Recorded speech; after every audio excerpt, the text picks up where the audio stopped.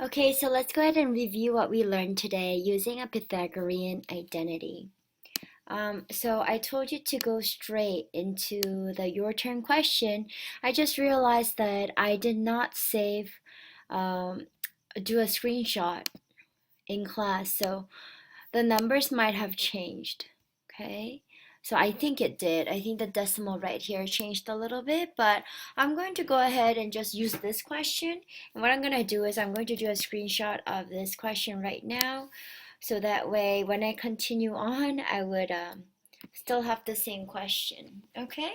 Because every time I close and open up the textbook, online textbook, they give me different numbers.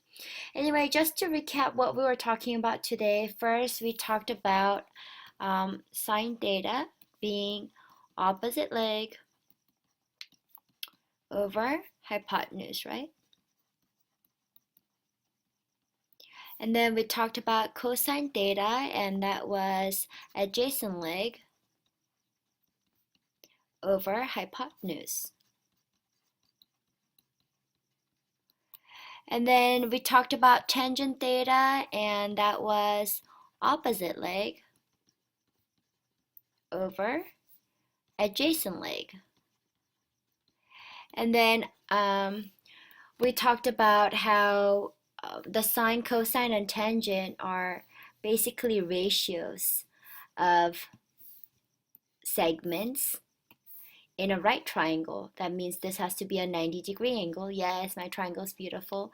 And we're going to say, for example, this angle is theta. And we talked about how important it is that you understand that the adjacent leg is basically the leg that is touching the angle. So that would be the adjacent leg. And then obviously the other leg that is not touching the angle is going to be your opposite leg. And we also talked about how opposite the 90-degree angle is always the hypotenuse. Because some of you asked me, why is this the hypotenuse? Because this side is also touching theta. Well, because that's the hypotenuse. We have two legs. The two legs are the sides that's touching the 90-degree angle, and then we have the hypotenuse. Okay? And then I gave you a mnemonic to memorize this. Remember that? Okay, so Sister Olivia has coats and hats to offer all, because Sister Olivia is so nice. Okay, so let's try and remember that.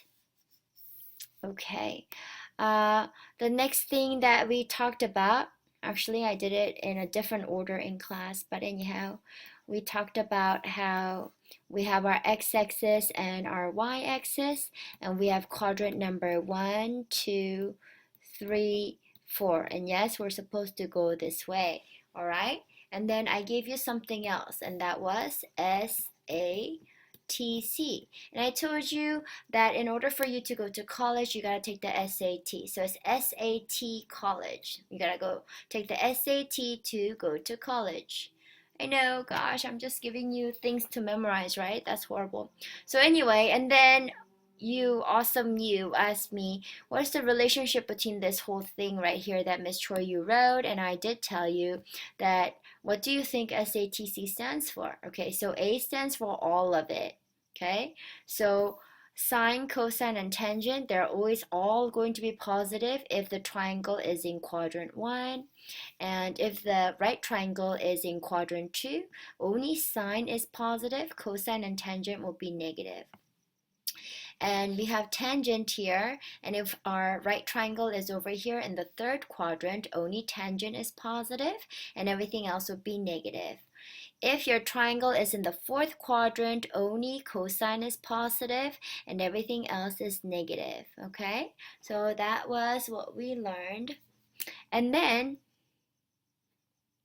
the next thing that we learned, I'm trying to think, is the next thing that we were trying to learn was, okay, so, we have a x and a y axis, right? And then I said, let's go ahead and draw a circle, okay? And then I said, this is 0 degrees, This is 90 degrees, okay? That makes sense, right? And then this is 180 degrees because we start from here and go all the way around. And then right here, this would be 270 degrees. And then when we go back all the way around, the 0 degrees is now going to be the same as 360 degrees. Okay, and I told you there's a formula to switch back and forth, but for now, that is not really important. Okay, so I told you about radians, okay, how we can express the measure of an angle using degrees, but we can also express it using radians. And so we talked about 0 degrees, and 0 degrees happens to be 0 radians. But at the same time, we talked about how from 0, if you go around the whole circle, it's going to be 2 pi radians, okay? So we talked about how 360 degrees is 2 pi radians, right? And so how many radians is 180 degrees? Well, it's half of 360, so you all told me it's half of 2 pi radians. And I'm very proud of you because you figured it out yourself. And so then I asked you, what is 90 degrees? And you said that's half of pi radians. And I was very proud of you for that. And then finally, so I said, what is 270 degrees? And you superstars knew it was 1.5 pi because you went one whole pi and then you went half more. But I asked you to give me an improper fraction and you threw all kinds of wrong answers at me until you finally got to the correct answer, and that was a lot of fun. I really love it when you have the courage to throw out wrong answers there and have fun at it, and then eventually you get to the correct answer. So we talked about all of that. So that's pi. This is pi over 2. This is pi. And over here, this is 3 pi over 2 radians. So the reason why we did this was because when we read our question, we wanted to know what we were reading. So we're reading, given that sine theta is equal to this, we know what sine is. That is the ratio between the opposite leg and the hypotenuse. And that number happens to be this. And sine can be positive and negative. And then it says where theta is in between pi and 3 pi over 2. And now all of a sudden we understood that the angle was going to be in between 180 and 270 degrees. So when we have sine theta, we need to now find cosine. And so what was cosine? That was the ratio between two sides of a right triangle, and the two sides that we had to compare was adjacent leg and the hypotenuse, right? And so it already tells us that theta is in quadrant 3 and cosine is less than 0, but we already knew that because over here we talked about if you're in quadrant 3, only tangent is positive, so of course cosine is negative.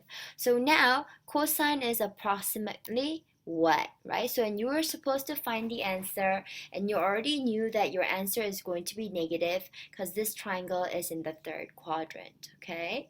And so then what we did in class was we tried to figure out, okay, so how are we going to draw this triangle in the third quadrant, right? And so I showed you how to do that. You had to start from here, from the center, and go straight using the x-axis and then go straight down. And I told you the 90-degree angle is always on the outside. And then you had to go like that. And this side, the inside is always going to be your theta, right? So I told you, okay, this is how you draw the triangle. And then a lot of you amazing students asked me, okay, so Miss Choi, that is when the triangle is in the third quadrant, because the question said that this angle is in between pi and 3 pi over 2, right? But then what if you have triangles in quadrant number 1, 2, and 4? How are you supposed to draw the triangle? And I thought that was an excellent question, so there you go. This is what happens if you have a triangle in quadrant 4, and this is your theta, is always the inside, and this is going to be your 90-degree angle. And that's how you draw the triangle using the x-axis. Well, what if you have a triangle in quadrant 1? Same thing. You start from the x-axis, you go straight up, because that's your 90-degree angle. And then there you go. Here's your theta. That's your angle on the inside.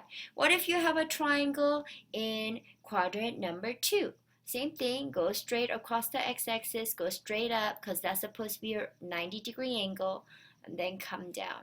And this angle here on the inside is going to be your theta. Some of you said it looks like a butterfly, and that I think would be a great way for you to memorize how to draw your right triangles whenever you see any questions that has to do with sine, cosine, and tangent. Another really amazing question was, Miss Choi, okay, so we were just talking about degrees and radians. Why are you all of a sudden drawing triangles? And I just wanted to let you know, when we talk about sine, cosine, and tangent, theta, we're always talking about what? Ratios. We're talking about ratios of sides. What kind of sides are we talking about? Sides of right triangles, okay? So that's why whenever we see sine, cosine, and tangent, the first thing you really should think about is drawing a right triangle, okay? And then so I said that ends all the previous knowledge that you need to have in order to solve this problem, right? And then I said, now let's go ahead and start today's lesson. And if you go one page prior to this question, they have a really awesome picture. Well, no, not one page, but 2 pages prior to that. I said you have something really amazing that looks like this, right? And then I went ahead and explained this to you. But I'm going to stop right now because what I want to do is I want to go ahead and explain more in the classroom first and then upload the video just for review purposes, okay? So I'm very proud of you. You guys are doing really awesome. I will continue to create the video tomorrow, but I'm going to stop right here because that's where we stopped in class today. All right, thank you so much for being so awesome. Today I fell in love with every single one of you. Have a great day. Goodbye.